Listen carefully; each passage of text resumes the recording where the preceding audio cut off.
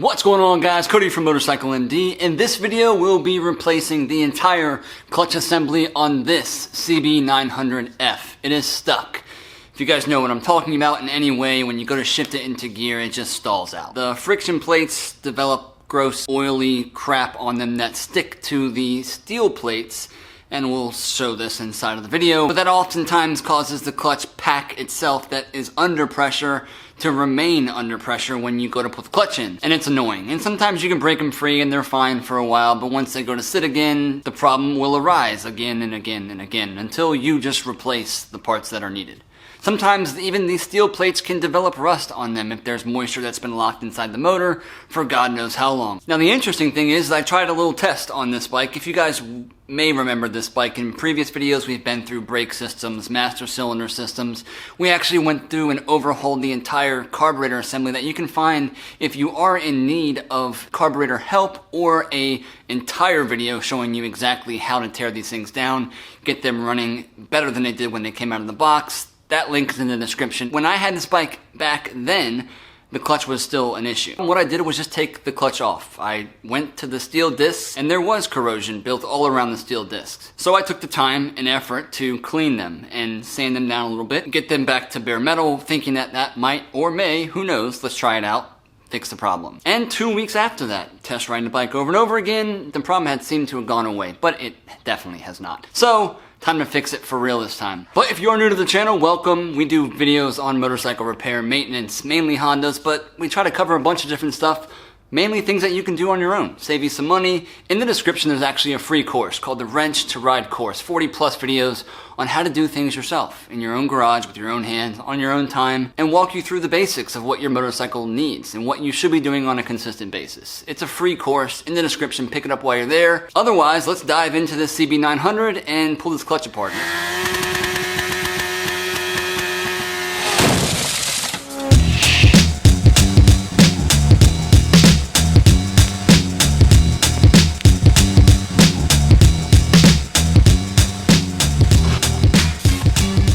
So as usual, we always recommend going with something that actually lasts you quite a bit, which is Honda parts, and not going aftermarket on these, especially if they're available. If you have an old bike and the parts available through Honda, just get the freaking Honda parts, okay? We got brand new steel discs, all right? We have brand new fiber discs. We have the secondary fiber disc that we'll explain later, and then we have a new lock washer that goes on the big nut, which we'll explain, and then we have a new lock nut, and I hope I have the tool for that. So this assortment of parts is going to chime in right around 350 bucks, 320 bucks, something like that. And it's worth every penny, in my opinion. So we have part numbers. I'll put the part numbers in the description. A new gasket, okay, for that side cover. I put a new lock nut in it. You don't necessarily need to, but this also helps lock that kind of stuff in. I just hope I have the tool for this. Like every time you're working on a motorcycle, you're probably going to need stuff. Like for this one, cardboard, maybe a bin, so you can drop the oil on it, some sockets, 8mm, 10, 12, maybe extension, a driver for that, maybe some razor blades to do the gasket. You probably need some oil so you can soak the plates, maybe some contact cleaner as well, and that should do it. And I have the tool to do it, right? But this tool is allowing you to grab onto that nut and spin it off. This is a Honda tool, but you don't necessarily need the Honda one to do it. I think many people make them like this, kind of aftermarket. The Honda number for this is 07716-002-0100. It's a 20 by 24. I don't know if that's even helpful for you guys, because you're not going to want to pay what I had to pay for this special tool. So just find something online. I'm sure that you can get it to work. Before we do get far into this, one thing I would suggest you start with doing, getting a nice clean pan, cleaning it up real quick. We're going to put a little bit of oil in this so that we can soak our fiber plates while we're working. I always soak plates in oil. Some people say you don't have to, but it's what I recommend and what I've always been taught and told through Honda. So we do have that other disc that is a different part number than these. We'll make sure we just know that which one is this one. You know what I mean? So we'll open these all up. Do some 10W40.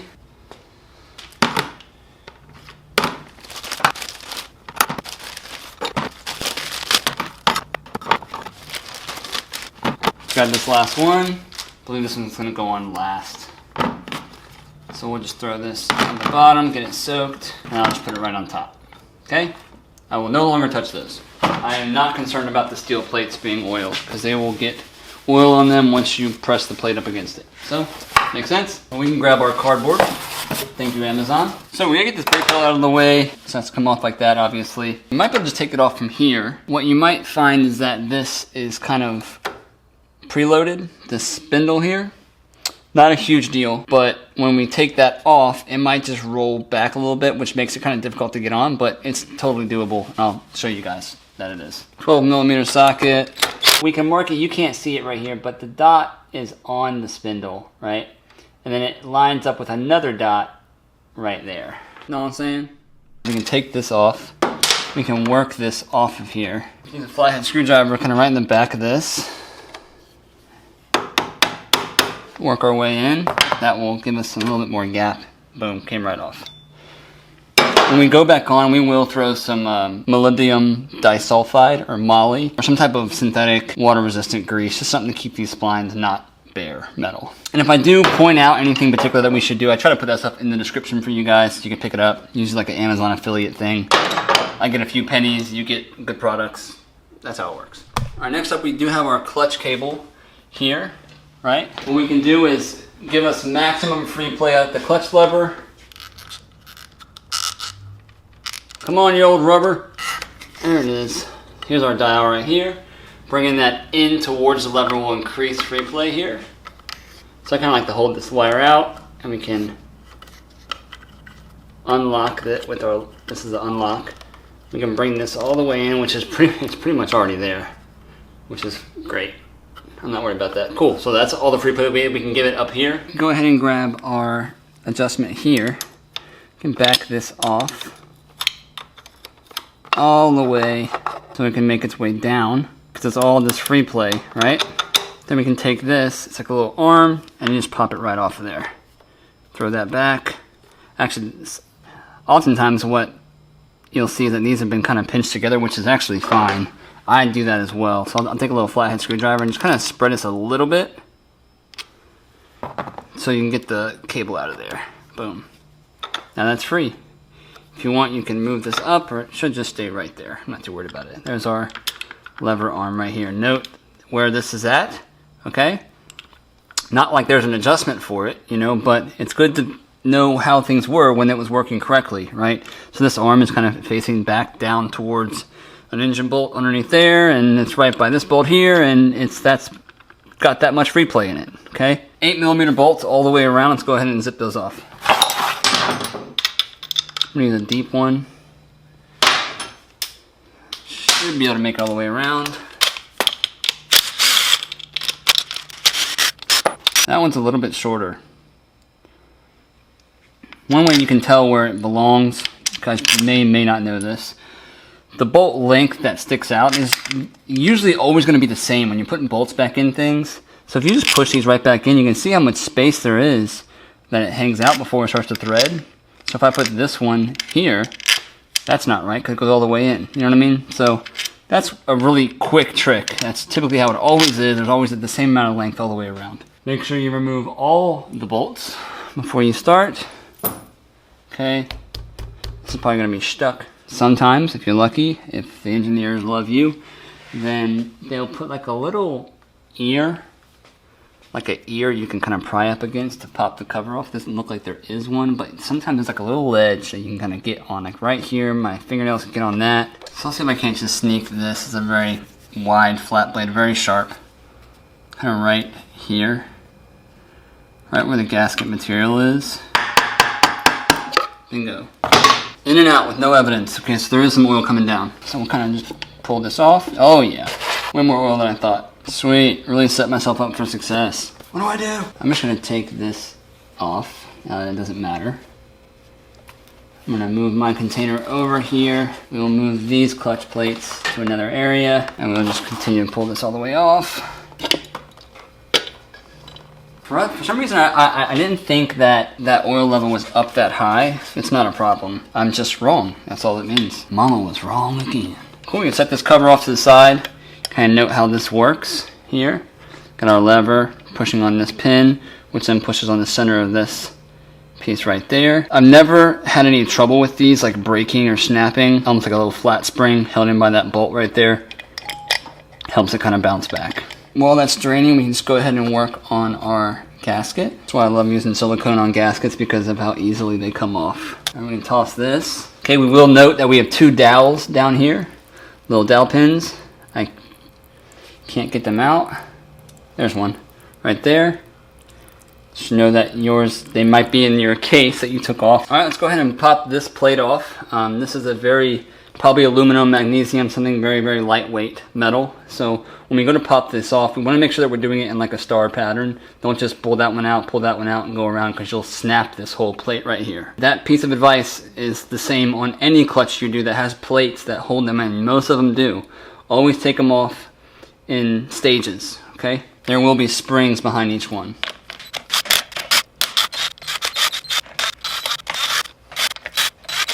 Here's our plate. So dowel. I feel like that maybe should come out. I feel like it should. Yeah.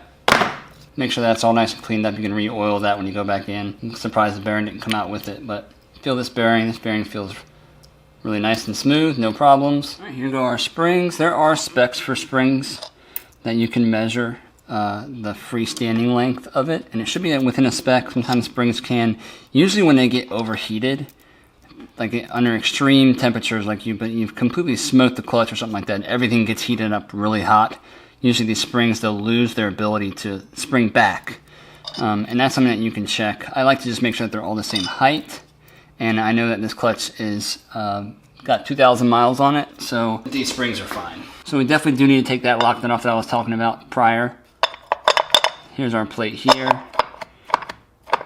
Looks like some of our clutch is stuck in some areas. One thing that you can note that many people don't note is just how far in things go, right? Like so we do have this free play here, right? But our lock nut is a little bit past the end of this main rod, the main transmission rod right back here.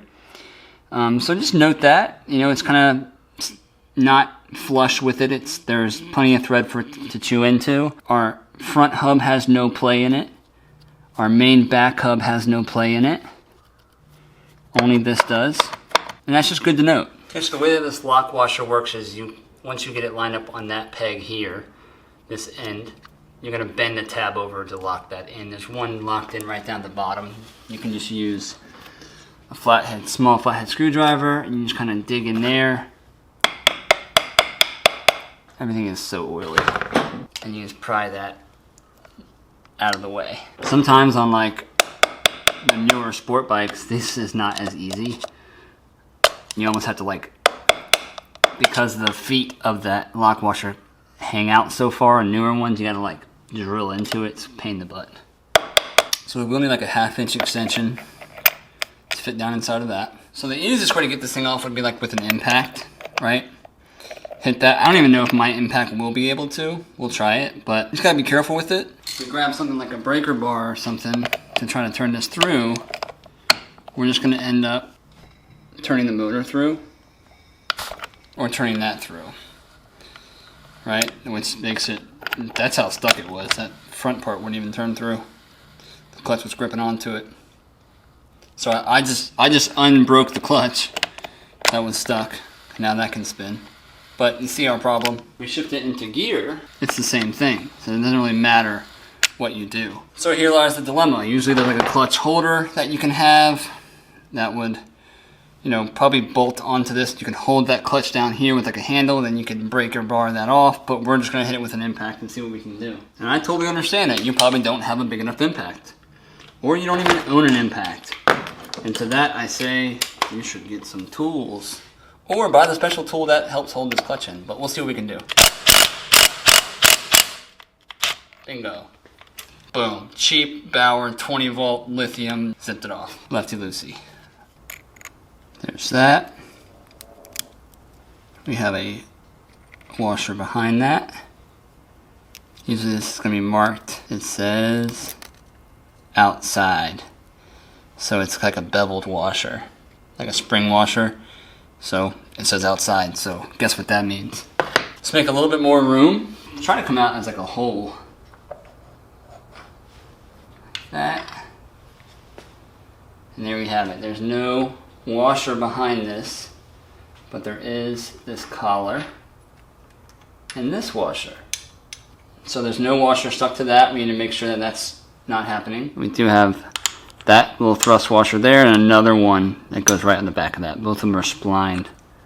Actually, just the back one's splined. Keep that in order. There's our clutch. Here's our basket. Some things that I would look for is on these fingers that hang out. Sometimes a bike with a lot of miles on it, whenever you do go to change the clutch out, some bikes you may never, in the lifetime of you owning it, you'll change the clutch out if you use it right. But these fingers can develop wear on them. You can kind of see like some of them are like discolored a little bit, like on this back side. That's just from the clutch just hitting over and over and over again. When you release it, when you shift, all those things that are going on, they can wear into these fingers and they'll develop grooves in them.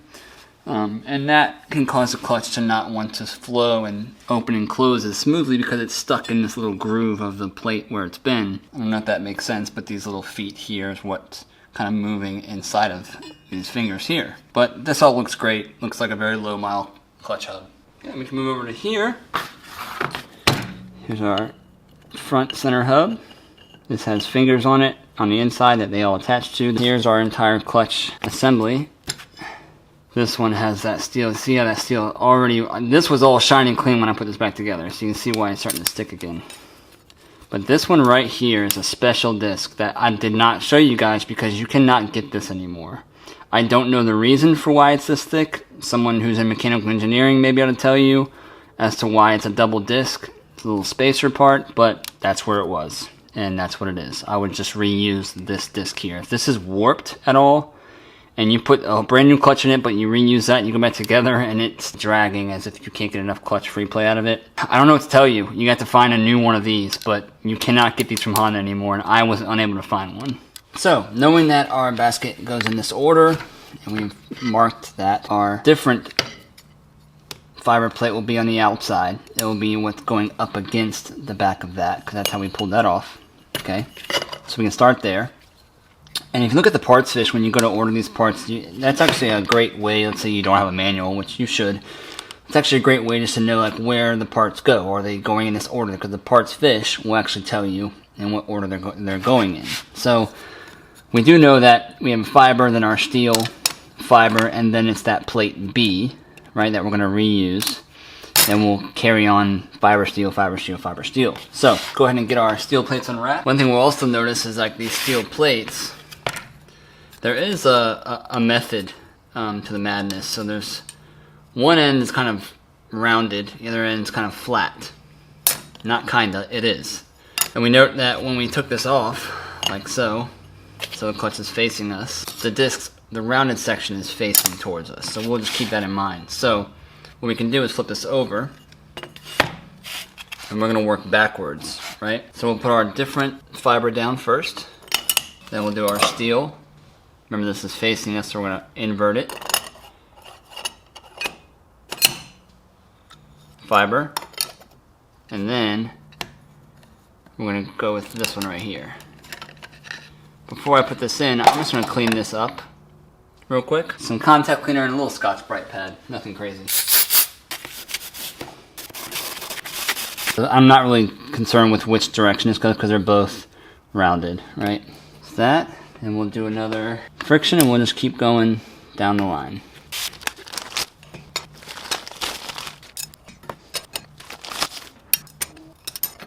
And last one. Now, this is where it gets a little tricky, right? Because we have to line up all these feet the best way that we can, but we'll just feed it in and do the best that we can. Take this off. This is going to go on our back side.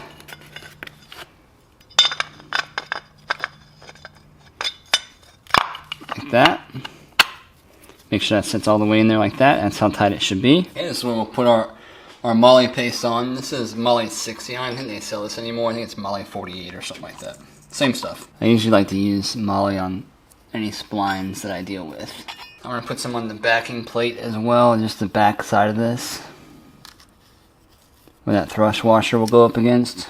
And we'll go ahead and install those before we forget. I'm going to put some more on that. You can do a little moly oil mix, doesn't have to be just straight moly. And that will go right up against that in that order.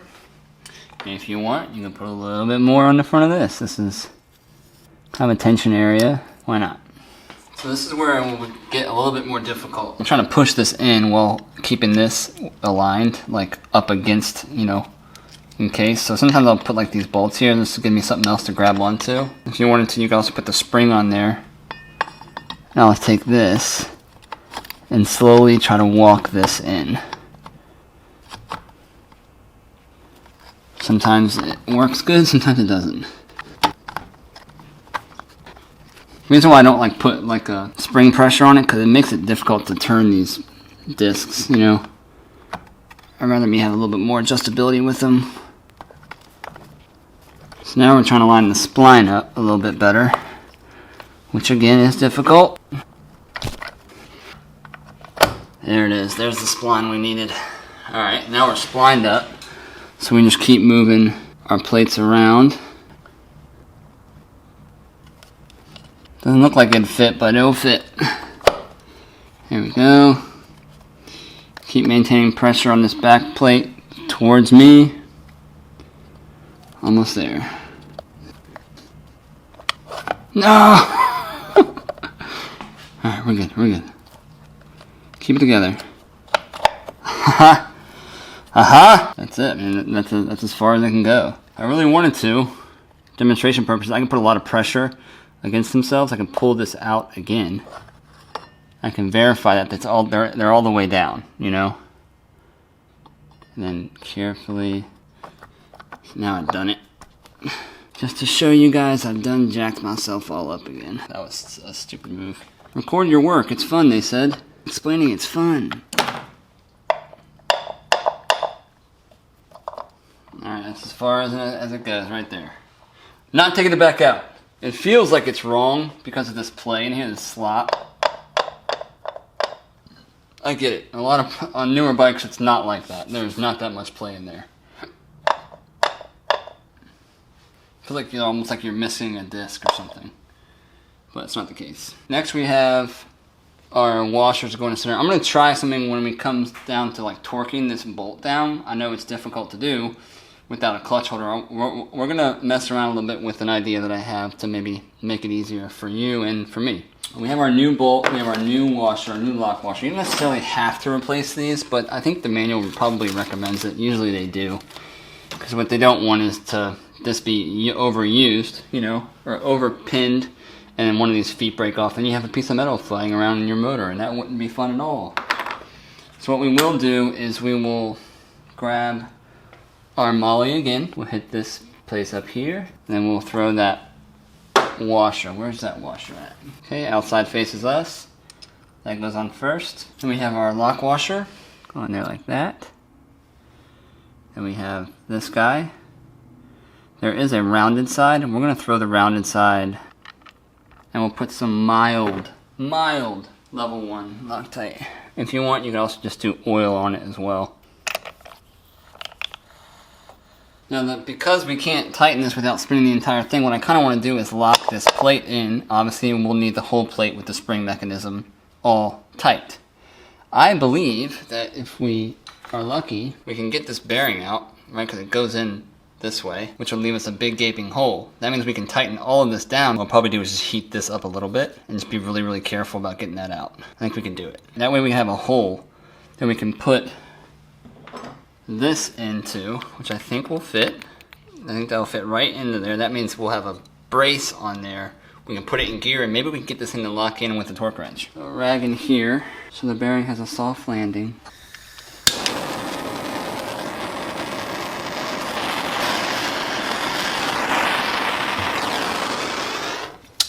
Didn't even have to tap it. Look at that.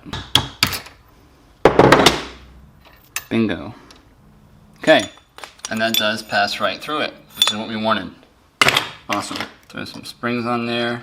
Just get one started by hand. I want to make sure that we are actually threading in clean and not cross-threading. Put a little oil on these bolts as well. I'm not putting Loctite on them. They're too small, but we will put some oil on them. And this plate is probably going to get like 12 foot-pounds, or 7. I mean, it's such a small amount. This plate does have like a ledge on it. Otherwise, the spring's hung up and you're going in, you're gonna jack it up. All right, we'll just bring this in nice and even. So I do want to flip this around. I'm like 98% positive that this is the correct way it will go is like that. All right, so we're gonna put about 30 foot-pounds of torque on this bolt. We are in gear. Bingo. That's what's up. There's a range on the torque that you can do. It's like 20 something to, I'll put it in the description. The range is 28.9 foot-pounds to 30.4. We did 30 on it. So let's say you did 29 and the tabs don't line up, you can go to 30, maybe 31. Just try to get at least one of the tabs to line up. All right, now we'll get behind there. And get these bent. Yeah, they're kind of difficult. There's no way I could have done it. Don't overdo it, because you don't want to break these things off. Sweet. There we go. That's in. Remember when I was talking about with the ledges? That's what I was referring to. The spring can get caught up like that. And you can thread that in, you know? Thread that into that back post. But the spring will be caught up like that. And then you're just adding unnecessary and uneven pressure on your clutch plate, and that won't work right. I'm gonna put a little bit of moly also right in here for that rod to go in. Y'all remember that? Before I forget. We have to put the bearing back on nice and cleanly and not break anything. So we're gonna heat this up a little bit. Just a little bit right here. You know how fast it got hot with that torch over there. A little bit, and we should be able to just get that bearing in. It should go nice and easy. Or if we wanted to, we could have taken it off and then done it outside of the bike. What was I gonna do? I was gonna... I don't even remember what I was gonna do. Oh, I was gonna torque the bolt. That's what I was gonna do, duh. But yeah, this thing has really turned into one of my new favorite tools that I bought off of Amazon. I'll put a link in the description, guys. I love this tool. It's like a little attachment. I'm sure you've seen other channels use it. It's a little torque adapter. I got the 3/8 drive. One, they make them in different torque amounts. This one is my range 8 to 80 Newton meters, 5.9 to 59 foot-pounds. So this is my low range. I make it super easy to use. I'll just power it on. Right now it's at 0, so I'm just gonna hold this down, the power button again, and now I can change it. Once it's flashing, I can change it. Newton meters or foot-pounds right there. Once it's done flashing, it's ready to go. It'll zero itself back out again. Star pattern again. You don't want to hold this and torque things down. You just let this free float. The 3 dots will go beep, beep, beep as it goes up. So we'll just, boom, set. Bingo. All right, boom. Let's get that bearing on. There it is. That's in. Just be careful doing that. That's probably not the best way to do that. Confidence is key, you know what I'm saying? Might need to tap this back in. Alright, that's in. Got a little silicone, so I'll just spend some time cleaning all this up. Use some emery cloth, razor blade. I try to get this as dry as possible. Dry and clean. And while the case is off, obviously you want to, anytime you're going in after a bike doing a repair, you want to leave as if there's no evidence of you ever being in there. That's key. That's what separates you from anybody else. Spend a little bit of time cleaning the frame up right underneath this motor because it's a lot easier to get to when the case is off. And this bike is obviously gorgeous. I don't know if you noticed that, but we want to leave it that way. This is for sure going to smoke when it fires up because oil just seems to, no matter how clean you think it is, it's never gone. Let's go out to the case real quick. The surface looks nice. Cool. I still have some of this red Honda Bond that's completely clogged, but it's soft inside, so we're going to use the red HT high temp. This is probably my favorite stuff that Honda has. The blue stuff, the semi-dry, I don't understand how people use it. It is nasty stuff. We have our gasket. I like to use the board it comes on, so this is going to go on just like that. Okay, so what we can do is we can put a slight coating on this side. We'll lay that down, and we'll put a slight coating on that side. Not a lot, just very, very light.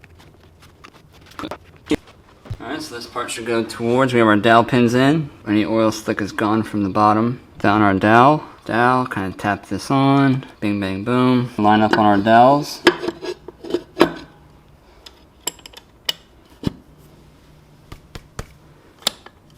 There's that blade we had before. I'm gonna grab our bolts. We'll find where they all went again. And we'll tighten this down in the star pattern as well. Cool. Alright, we can grab this guy. Throw him back on. We can throw this nut back down. Just to lock that in. Bam. Alright, let's make sure our lever is pulling it. Gorgeous. I'm going to back the free play out up here. That feels great. Alright, so I'm going to clean all this crap up that I got going on here. I like to go around the edge of this while it's still wet and get all that residual squish. Remember, the amount that you see on the outside is the same amount that's going to be on the inside. So if you overdid it and you're cleaning off tons of silicone, then don't do that. Right, it's unnecessary. And we'll let that dry before I put some oil in it, and then we'll test it. And if it doesn't stall out when I shift it into gear, then we've done a good job. This oil is now spent. I've dropped all the silicone stuff in there, so I'm gonna get some more oil in this thing, and we'll fire it up and make sure it's all good. These are some stiff freaking clutches, man. Start it up. Should be able to kick it into gear. The wheel will spin. I'm not concerned with that, but I should be able to stop it with my foot, hypothetically speaking, if the clutch is not stuck. But just word to the wise, if your bike is on the lift, I've heard this before, and you shift it into gear and everything's working properly, and the rear wheel spins, people freak out like it shouldn't do that. That's not true at all. There's a lot of stuff going on inside that motor. You got main shafts and counter shafts and clutch hubs and clutch, all this stuff going on, trying to fight the urge to move because of oil. These are the carbs we cleaned, so it should be good, right? Just some full choke action. In neutral.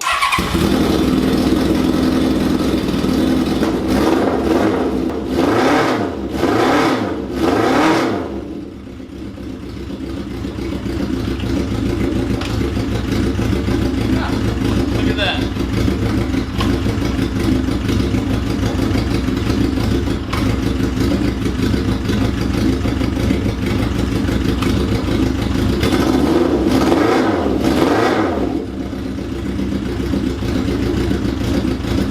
Cold-blooded pig. No wheel spin. I don't know if you guys saw that. Is it even in the shot? It is. Okay, sweet.